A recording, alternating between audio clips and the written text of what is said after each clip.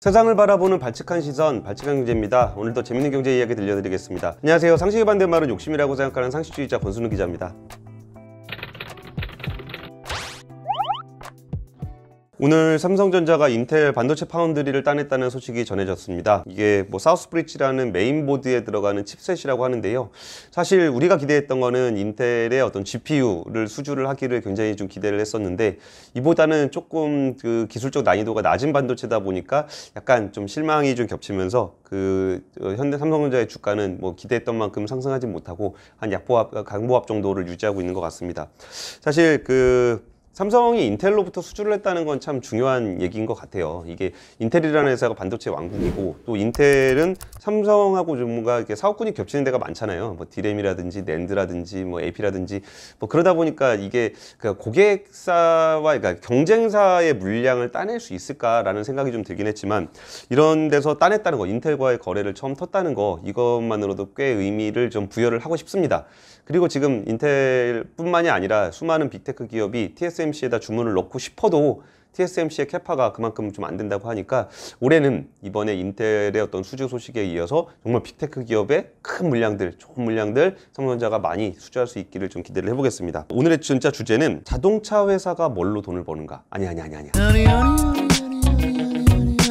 스마트 모빌리티 회사가 어떻게 돈을 버는가에 대한 얘기를 해보려고 그래요. 이게 왜 그러냐면은, 이게 똑같은 자동차인데 어떤 자동차 회사는 진짜 막 수백만 대를 팔아도 별로 이렇게 좀 주가를 많이 못 받고, 테슬라나 니오 같은 회사들은 이게 굉장히 좀 가격을 많이 받고 이러는데, 이거를 단순하게 생각을 하게 되면은 앞으로 얘네들은 지금은 적게 팔지만 앞으로 많이 팔 거니까 이런 것들을 좀 더 인정을 해주는 거다. 성장성을 좀 인정해 주는 거다. 그리고 기존에 있는 자동차 회사들은 기존의 시장을 점점 뺏길 거니까 이게 좀 평가를 좀 적게 받는 거다. 이렇게 생각하시는 분들이 좀 있을 것 같은데, 제가 오늘 드리고 싶은 말씀은 그런 게 아니에요. 자동차를 팔아서 얼마나 벌고 몇 대를 팔 거냐, 이런 얘기가 아닙니다. 그러면 이제 어떤 얘기냐면은, 이 비즈니스 모델 자체가 달라진다. 자동차를 만들고 여기 마진을 붙여서 많이 파는 그런 식으로 돈을 버는 자동차 회사가 아닌 스마트 모빌리티 회사가 여러분의 주머니를 어떻게 노리고 있는지, 그런 얘기를 좀 나눠보려고 합니다. 얼마 전에 중국의 자동차 회사 니오가 니오데이를 열었어요. 그래가지고 되게 다양한 얘기를 했는데, 1000km 가는 자동차를 만들겠다, 전기차를 만들겠다, 전고체 배터리를 쓰겠다,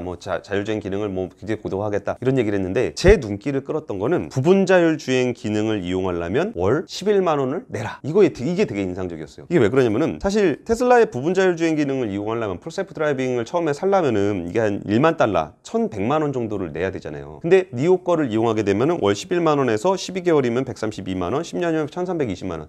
이게 테슬라 거 10년 쓰는 거나 니오 거 10년 쓰는 거나 비슷하다라고 볼 수 있는데, 이게 구독 경제라고 해봐야 매달 받나, 한 번에 받나, 그게 사실 조삼 모사잖아요. 근데 이 구독 모델 자체로서의 어떤 매력을 느꼈던 거라기보다, 앞으로 이 스마트 모빌리티 회사들이 파는 게 자동차가 아니라 소프트웨어를 판매하고 있다라는 측면에서 굉장히 인상적이었어요. 똑같은 자동차를 사는데 이 자동차에다가 소프트웨어를 사냐 안 사냐를 가지고 똑같은 자동차인데 아예 성능이 달라지고 이용하는 만족도가 완전히 달라지는 그런 세대가 오고 있고, 그러면서 스마트 모빌리티 회사는 여기서 마진을 내는 게 자동차로 마진을 내는 게 아니고, 자동차로 마진 내봐야 기계값에다 마진 조금 더 붙이면 막 그렇게 되는 게 있잖아요. 그게 아니라 모빌리티 서비스를 통해서 굉장히 높은 마진으로 이 돈을 벌어가는 그런 구조에 대한 이야기입니다.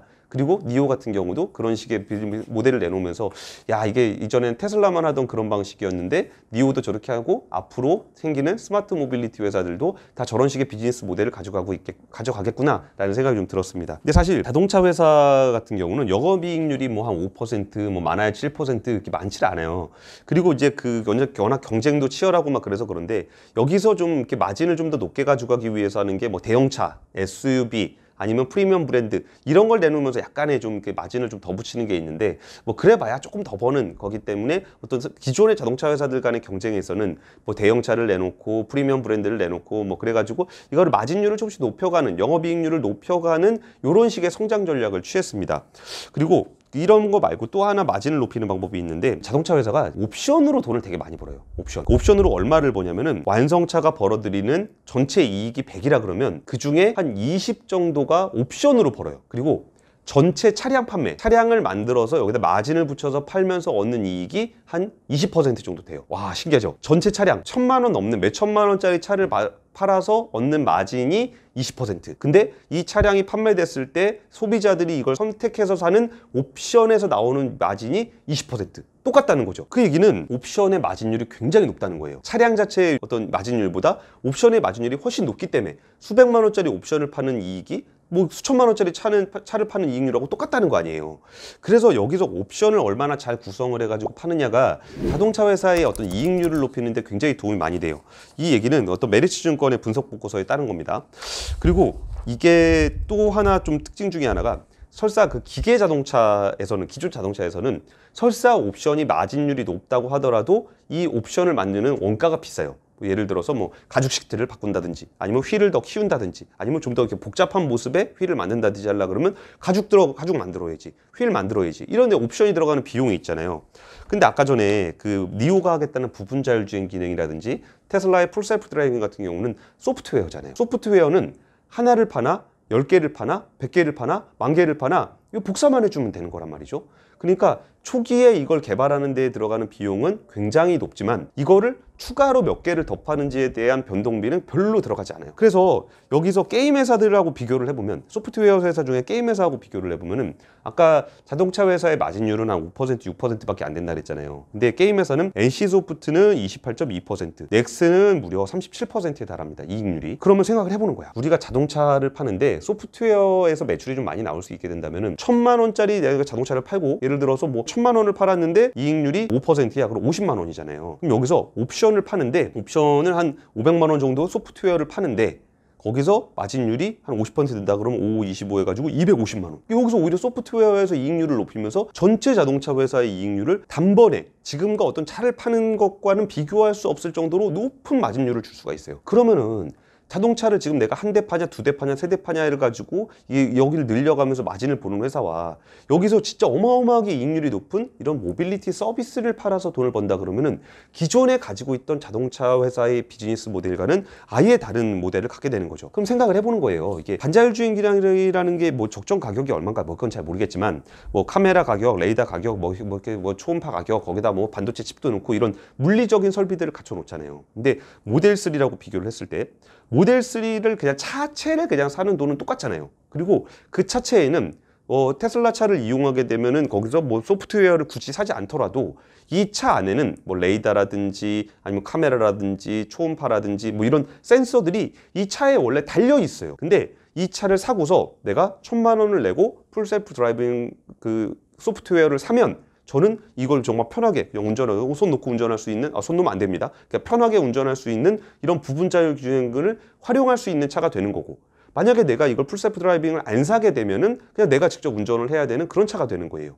근데 자동차 회사 입장에서는 이 차를 파나 똑같은 기계는 똑같아요. 근데 여기서 소프트웨어를 사는 사람은 1,000만 원을 더 받을 수 있는 거죠. 야, 대단하지 않습니까? 이러면 여기서 마진율이 엄청 높은 거예요.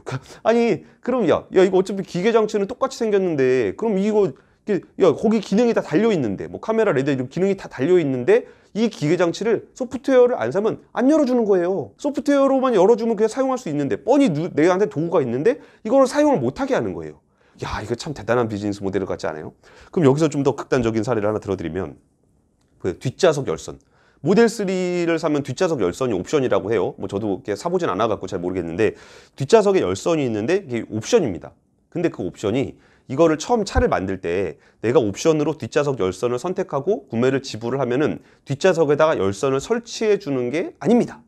똑같아요. 차는 똑같은데 여기서 뒷좌석 열선도 달려 있어요. 근데 여기서 내가 돈을 내고서 모바일 서비스를 사면 이 열선을 이용할 수 있는 거죠, 소프트웨어로. 근데 이걸 안 사면 안 열어주는 거예요. 자동차 회사들의 입장에서는 아니, 야, 열선을 쓰지도 않을 열선을 굳이 거기다가 왜 설치해놔? 라고 하지만 사실 뭐 열선 하나 설치하는 게 뭐 돈이 얼마나 들겠어요. 그러면은 여기서 열선을 뭐 안 쓰다가 뭐 사용을 쓸 수도 있고 뭐 그런 건데, 여기서 원가를 조금 더 손해보는 한이 있어도 이 차 안에 열선을 안 쓸 열선이라도 집어넣는 한이 있어도 이거를 모빌리티 서비스화 한다면, 이런 게 모빌리티 서비스인가?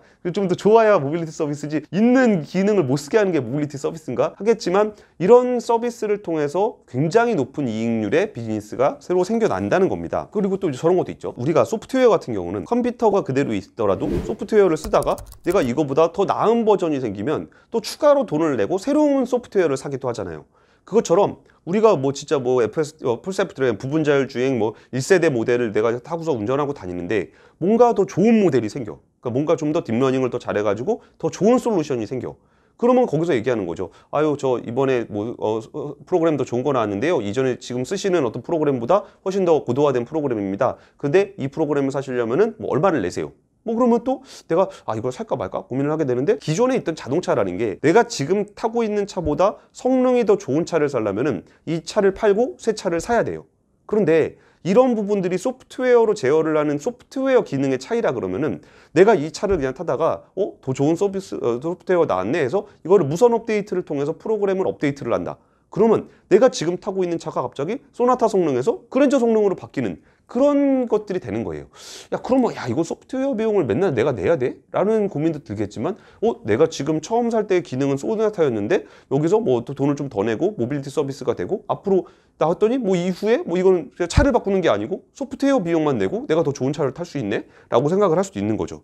그러면은 여기서 그 아까 처음에 설명드렸던 것처럼 차량 기계장치로서의 차량을 팔았을 때 낼 수 있는 마진율의 한계가 아무리 높아봐야 두 자릿수가 안 됐다 그러면은, 이런 소프트웨어 모빌리티 서비스를 이용하면은 정말 최소한 20%, 많게 뭐 40%, 50%도 충분히 이익을 낼 수 있는 그런 서비스 업체로서 회사의 비즈니스 모델이 변하고 있다는 거예요. 그리고 이런 것들을 미리 깔으려고 그러면은 일단 이 플랫폼을 사용하는 사람들이 굉장히 많아져야 돼요. 우리가 애플의 서비스를 이용하려면 아이폰 사용자가 많아야 되는 것처럼, 예를 들어서 모빌리티 회사의 서비스를 이용하는 사람이 많게 하려고 그러면 이 모빌리티 서비스를 이용할 수 있는 차체를 많이 팔아야 돼요. 그래서 차체의 가격을 낮추기 위해서 테슬라 같은 경우는 오히려 자동차 가격은 많이 낮추면서 이런 소프트웨어 가격은 올리는 그런 식의 흐름을 보이고 있는 겁니다. 근데 이게 정말 우리가 생각했던 것보다 소프트웨어로 제어할 수 있는 게 굉장히 많아요. 예를 들면은 기본 깡통만 산 사람은 뭐 딱 초기에 딱 차를 밟았을 때 100km까지 갈 수 있는 뭐 그런 때 걸리는 시간, 제로백이라고 보통 얘기하죠.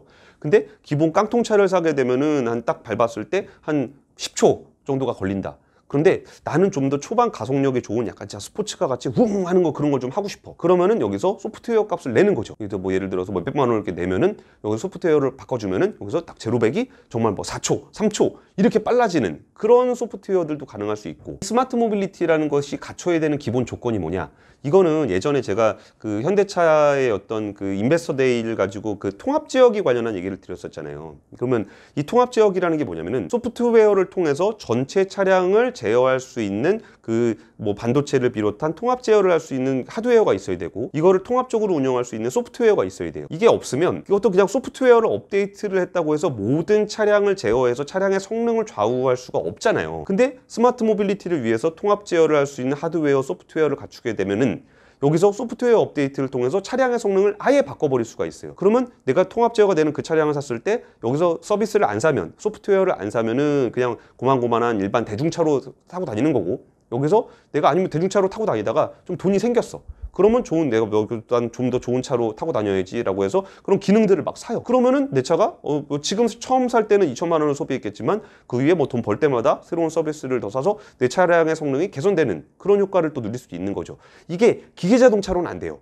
이게 모빌리티, 통합 제어, 소프트웨어, 하드웨어 이거를 모두 갖춘 차량만 할 수 있는 겁니다. 그리고 또 어떤 서비스가 가능할까라고 생각을 해보니까, 테슬라가 이제 보험을 만들었는데, 테슬라가 이제 저런 얘기를 해요. 부분자율주행 기능을 설치한, 돈 내고 사서 운전하던 사람들은, 테슬라 차를 타는 사람들은 교통사고율이 떨어지더라, 사고율이 확 낮더라 라고 얘기하는 게, 사실 부분자율주행 기능이라는 게 편의 기능이기도 하지만 안전 기능이기도 하거든요. 그러면은 보통 자동차 보험이라고 하면은 사고율이 낮아지면은 보험료가 내려가고 사고를 많이 내면은 보험료가 올라가잖아요. 근데 테슬라 차를 타는 사람들의 평균적인 사고율이 낮은 거예요. 그래서 그런 생각이 드는 거죠. 그러면은 테슬라처럼 사고율이 낮은 사람들만 모아서 그 사람들만 대상으로 해서 보험을 만들면 훨씬 더 가격을 싸게 가져갈 수도 있지 않겠냐. 왜 굳이 일반 내연기관차, 다른 브랜드 차에서 사고를 많이 낸 사람들이 그런 사고 비용을 처리한 그 비용을 왜 우리 테슬라 타는 고객들이 같이 부담을 해야 되냐? 아예 우리가 테슬라 보험을 만들겠습니다. 그래갖고 실제로 테슬라 보험을 만들었고, 보험료가 뭐 반값도 안 된다는 것 같죠? 굉장히 저렴하게 보험료를 내면서 테슬라 보험을 이용하고 있어요. 근데 이런 것도 어떻게 가능하냐? 이 자동차가 어떤 통합 제어 플랫폼을 갖추고 있기 때문에, 스마트 모빌리티 플랫폼을 갖추고 있기 때문에 여기에 대한 데이터를 축적할 수 있고, 이 데이터를 기반으로 해서 새로운 파생적인 어떤 서비스, 예를 들면 아까 말씀드렸던 보험 같은 서비스를 여기에 적합하게 만들어낼 수 있는 거예요. 그래서 이 데이터를 기반으로 한 스마트 기기를 만든다는 거, 그리고 그 위에서 모빌리티 서비스를 제공한다는 거는 기존의 어떤 기계장치로서의 자동차를 만들어서 마진을 붙여서 버는 비즈니스하고는 비즈니스 모델 자체가 아예 다르다는 거죠. 그리고 기기 자체를 만드는 방식도 이쪽은 좀 더 IT에 가까운 기술을 갖게 되는 거고, 여기는 기계 기술을 얼마나 고도화하느냐의 기술을 가지고 있기 때문에 기술 기반도 많이 다르다는 겁니다. 그러면 여기서 현대차는 지금 어떤 기로에 와 있느냐라는 고민을 하게 되는 건데, 지금 테슬라나 니오 같은 회사들은 뭐 800조, 100조 그러면서 굉장히 좀 밸류에이션을 높게 받아가고 있어요. 그러니까 기대치가 굉장히 높아요. 뭐 차량 판매하는 거는 뭐 테슬라는 막 50만 대, 뭐 니오는 뭐 한 2만 대 뭐 이렇게 얘기 나오는데, 그럼 여기서 뭐 수백만 대를 파는 자동차 회사들은 그 정도의 기대치를 못 받고 있는 거죠. 그럼 현대차는 사실 생각해 보면은 뭐 이전의 고점에 대비해서 보면은, 그러니까 2012년 고점을 지금 이제 현대차가 지금 돌파를 뭐 한 몇 년 만에 하게 되는 건데, 이 부분에서 그때 당시에 글로벌 회사로서 성장하는 어떤 현대차가 여기서 내가 차량을 더 잘 만들고 더 많은 시장에서 더 많이 팔고 뭐 브랜드 이미지가 좋아져서 마진이 개선되고, 이래서 그때 당시엔 그 주가를 갔던 건데, 지금의 현대차가 물론 지금 뭐 이게 점유율도 좀 높아지고 있고 평균 단가도 높아지고 있는 것도 있지만, 그때만큼 좀 더 그 강력한 자동차 회사로서의 성장세가 보이기 때문에 올라가는 거라고 저는 생각하지 않아요. 오히려 통합 제약이라든지 그 어떤 로봇이라든지 UAM이라든지 이런 모빌리티 회사로서 진화하겠다는 어떤 로드맵과 그 로드맵을 딱 차근차근 밟아가는 그 과정, 속도, 방향성, 그런 부분들에 대해서 어떤 투자자들이 이 회사는 테슬라 같은 스마트 모빌리티 회사로서의 방향성을 잘 잡고 잘 따라가고 있구나라는 곳에다가 더 높은 밸류를 준다는 거예요.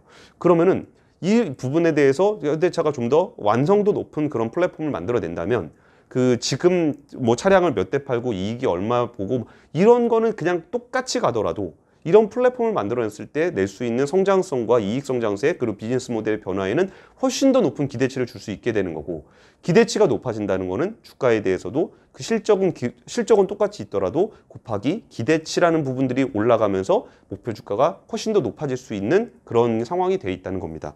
그래서 오늘 결론을 말씀드리면은, 아까 스마트 모빌리티 회사는 어떻게 돈을 버는가라는 게 오늘의 주제였는데, 자동차 회사하고는 다르고 이익률은 훨씬 더 높고 여기에 성장성도 훨씬 더 가능성이 높기 때문에, 이런 스마트 모빌리티 회사들이 돈 버는 방식을 한번 고민하면서 자동차를 투자하실 때 이전과 같은 방식의 자동차에 마진을 붙이고 더 좋은 자동차를 더 많이 파는 방식으로 볼 게 아니라, 앞으로 변하고 있는 스마트 모빌리티 전환 이후 어떤 식으로 비즈니스 모델을 가져가고 어떻게 돈을 벌어갈 것인지, 그리고 현대차가 이런 스마트 모빌리티의 전환을 얼마나 빠른 시점에 완성도 높게 가져갈 것인지를 좀 재밌게 지켜보시면 투자하실 때도 도움이 되지 않을까 싶습니다. 지금까지 박지강 경제였습니다. 감사합니다.